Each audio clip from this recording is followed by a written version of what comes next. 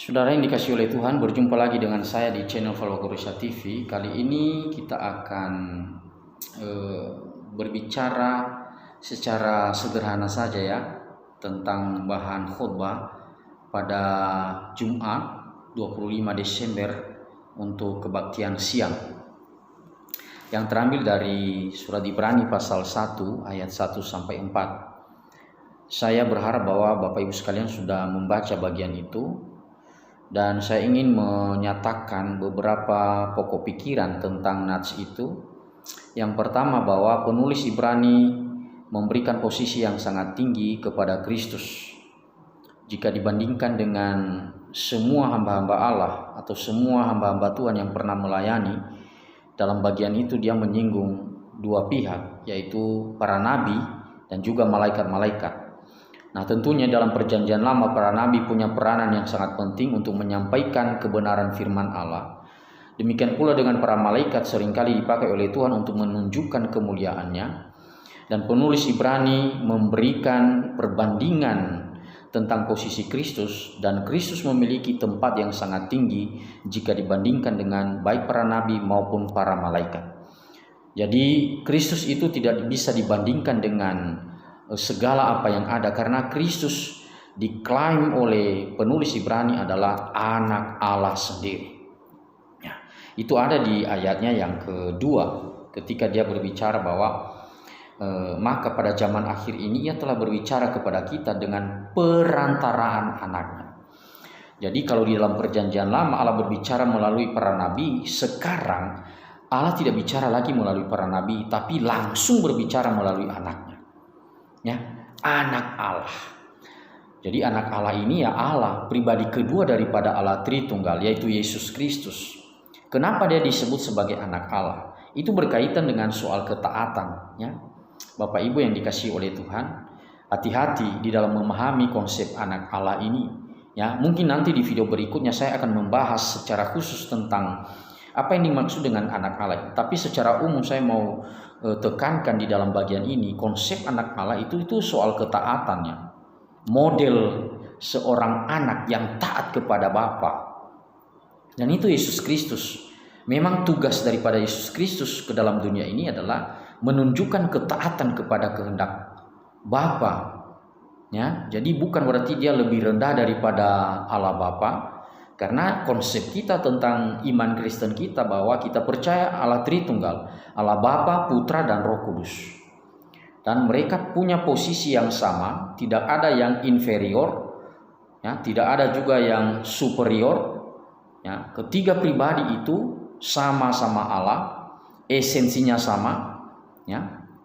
Dan kita bersyukur untuk keberagaman pribadi di dalam Allah Tritunggal itu. Dan begitu kental penulis Ibrani menunjukkan hal itu kepada kita. Yesus Kristus itu adalah anak Allah yang maha tinggi. Itu poin yang pertama. Yang kedua, di situ dijelaskan kepada kita bahwa Yesus Kristus adalah Allah pencipta. Ya, ini memberikan penjelasan kepada kita bahwa Yesus sudah berkarya jauh di dalam penciptaan. Bahkan sebelum penciptaan terjadi, Allah atau Yesus Kristus sebagai pribadi kedua daripada Allah Tritunggal, dia sudah ada. Demikian pula dengan Allah Roh Kudus. Ya. Jadi kita mencoba untuk melihat Ibrani ini menuliskan sesuatu yang sangat berharga, memberikan landasan-landasan iman kita sebagai orang-orang percaya.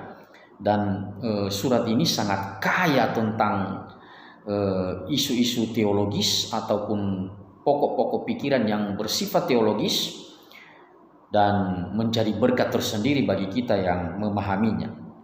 Ya. Yang ketiga, siapa Yesus dalam bagian ini? Di situ tadi dikatakan di dalam ayatnya yang ketiga, ia adalah cahaya kemuliaan Allah dan gambar wujud Allah. Kalau berbicara tentang Allah, ya bicara tentang Yesus. Ya. Kalau melihat Allah, kalau belajar tentang Allah, ya belajar tentang Yesus. Nah, ini juga jangan terjerembab dalam konsep Sabellianisme ya. Sabellian itu mengatakan bahwa Allah Bapa itu, Allah Anak itu, Allah Roh Kudus itu ya Yesus itu. Itu juga salah. kita tetap membedakan pribadi daripada Allah Bapa, Allah Putra itu Yesus Kristus, dan Allah Roh Kudus. Namun sama-sama punya esensi yang sama, yaitu Allah. Ya, mungkin nanti di video selanjutnya saya akan utarakan hal itu. Dan yang keempat di dalam bagian ini, apa yang disinggung oleh penulis Ibrani, Yesus Kristus itu adalah penebus. Itu ada di dalam ayatnya yang ketiga, ketika dia berkata, dan setelah ia selesai mengadakan penyucian dosa. Nah, inilah visi misi daripada Kristus ke dalam dunia ini masalah penyelesaian dosa.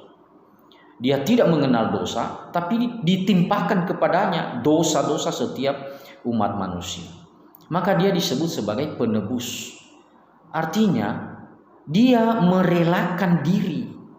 Dia di dalam ketaatannya kepada Bapa mau datang ke dalam dunia ini dalam kondisi yang sangat hina.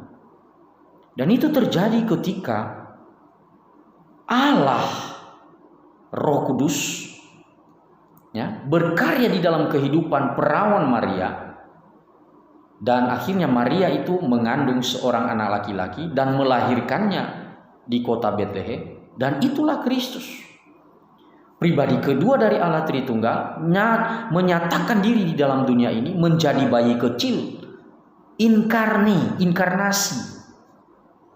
Dan itu bukti kerendahan hati yang sangat sungguh dari Allah. Ketika dia menyatakan cinta kasih kepada manusia. Untuk apa? Supaya dia bisa mengerjakan penebusan itu. Supaya dosa-dosa manusia itu ditimpakan kepadanya. Dan itu karena apa? Karena cinta kasihnya kepada kita. Jadi sejarah hidupnya itu menunjukkan kepada kita betapa dahsyatnya kasih setia Tuhan. Dan tema kita kali ini bahwa Allah berbicara bukan lagi melalui para nabi, bukan lagi melalui para malaikat. Tapi dia berbicara langsung melalui anaknya, yaitu Yesus Kristus. Jadi kalau kita berpikir tentang Allah, ya belajarlah tentang Yesus.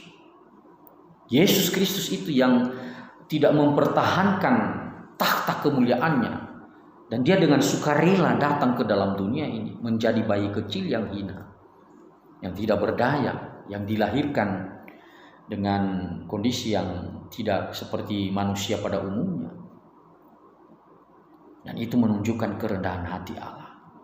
Jadi Allah sekarang berbicara melalui anaknya ini, anaknya yang sudah ada di tengah-tengah kita. Makanya dia diberi nama Immanuel. Nah, di ayat 4 itu, Ibrani pasal 1 ayat 4 itu disinggung bahwa dia punya nama, dikaruniai nama yang jauh lebih indah daripada nama semua. Apakah para nabi, apakah malaikat, apakah semua hamba-hamba Allah di dalam dunia ini. Nama Kristus itu punya nama yang indah. Kristus sudah mengasihi kita dengan hadir dalam dunia ini, menjadi daging, membatasi dirinya. Dan proses itu seringkali dianggap oleh orang-orang Romawi, orang-orang Yunani bahwa itu adalah sebuah kebodohan. Ketika Yesus Kristus mengambil natur kemanusiaan, dan banyak orang tidak menerima konsep seperti itu. Oh, tidak mungkin Allah berbuat seperti itu. Tapi firman Tuhan menyatakan kepada kita bahwa Allah sudah menyatakan kerendahan hatinya, mau datang ke dalam dunia yang berdosa ini untuk menyelesaikan masalah permasalahan dosa ini. Dan itulah yang terjadi di atas kayu salib. Jadi momen Natal itu tidak hanya berhenti pada kelahirannya. Jadi seutuhnya kehidupan Kristus itu menjadi sebuah satu keutuhan yang tidak bisa dipisahkan. Natal jadi tetap bisa dikaitkan juga dengan kematiannya, penyalibannya. Jadi itulah karya Allah di tengah-tengah dunia ini. Dia lahir, dia bernatal bagi kita, dan dia menyelesaikan masalah dosa kita. Makanya di dalam ayatnya yang ketiga tadi itu, dan setelah ia selesai mengadakan penyucian dosa, ia duduk di sebelah kanan yang maha besar, di tempat yang tinggi. Artinya dia dimuliakan. Ya, jadi konsep Alkitab, konsep firman Tuhan ini Ya, dia merendahkan diri, ya, dan setelah itu dia dimuliakan. Jadi tidak ada kemuliaan tanpa perendahan diri, perendahan hati. Nah, saudara, momen Natal ini biarlah menjadi sukacita kita ya. Kita mau belajar tentang hal itu. Mari di Natal ini milikilah kerendahan hati seperti Kristus. Dan jangan berpaling kepada yang lain. Karena Allah berbicara melalui Yesus Kristus. Firman yang disampaikan oleh Yesus Kristus seperti dikatakan tadi itu punya kuasa di dalam ayatnya yang ketiga. Ia adalah cahaya kemuliaan Allah dan gambar wujud Allah, dan menopang segala yang ada dengan firman-Nya yang penuh kekuasaan. Jadi firman Kristus itu adalah berkuasa, bisa mengubah hati, dan itu sejalan selaras dengan apa yang Paulus katakan dalam Roma pasal 1 ayat 16 bahwa Injil itu adalah kekuatan Allah yang menyelamatkan kita. Injil itu ya Yesus Kristus sendiri yang telah datang ke dalam dunia. Allah Immanuel yang menyertai kita. Tuhan menolong. Amin.